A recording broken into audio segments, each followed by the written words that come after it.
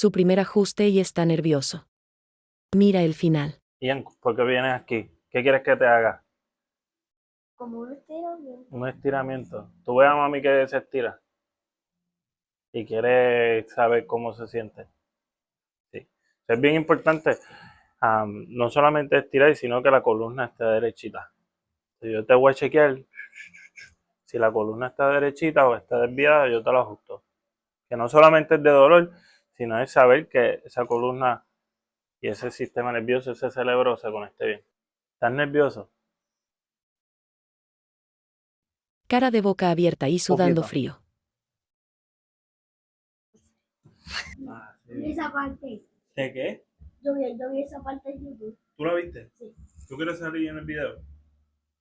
¿Tú quieres? A la cámara.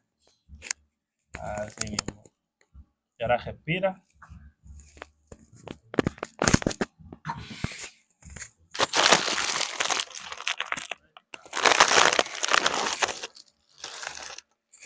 Muy bien.